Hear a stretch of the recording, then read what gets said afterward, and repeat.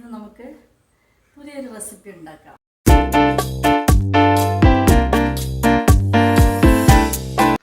അതിനായി 2.5 കിലോ അരി പൊടിച്ചെടുത്തത്, 2 നാളികേരം, 4 സ്പൂൺ ജീരകം, കറിവേപ്പില കുറച്ചധികം വേണം, പാകത്തിന് ഉപ്പുനീര് തളിക്കുക. എല്ലാം കൂടി അരമണിക്കൂറെങ്കിലും തിരുമ്മി തേങ്ങാപ്പാലിൽ തന്നെ ഈ മാവ് പുട്ട് നനയുന്ന രീതിയിൽ നമുക്ക് നനഞ്ഞ് കിട്ടണം.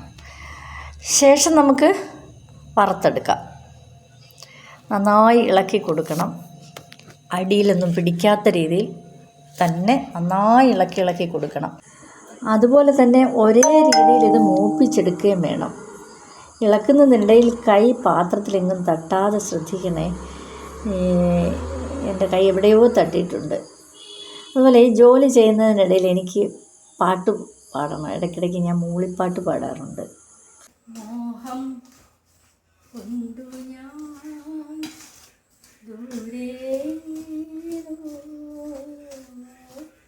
വീണം പൂത്തന മാധു തേടി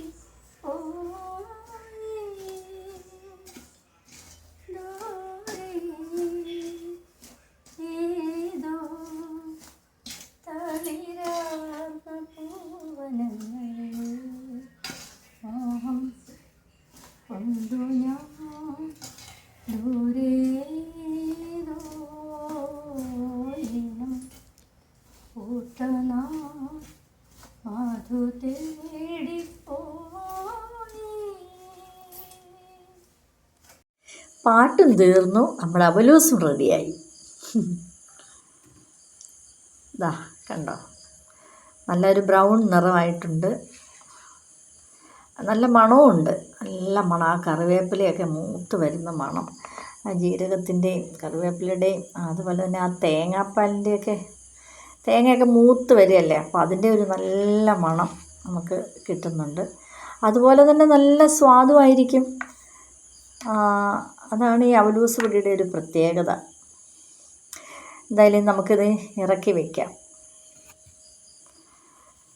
ഇറക്കി വയ്ക്കുമ്പോൾ തന്നെയും നല്ല മണമുണ്ട്.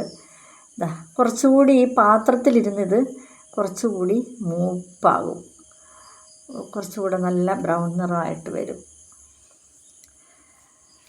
ഇത് നന്നായി വിയർത്ത് കേട്ടോ, ക്ഷീണിച്ചിട്ടുണ്ട്, കുഴഞ്ഞു പോയി. എന്നാലും സാരമില്ല, നല്ലൊരു അവലൂസ് ഉണ്ടാക്കി കിട്ടി. എന്നാൽ പിന്നെ വൈകുന്നേരം ചായയുടെ കൂടെ ഒന്ന് കഴിക്കാമെന്ന് വിചാരിച്ചു. അപ്പം ഞാനും മോനും കൂടി കഴിക്കുകയാണ്. ഇത് നോക്കി മോനെ, വരട്ടെ? അത്രയൊന്നും വേണ്ട. എന്നാലും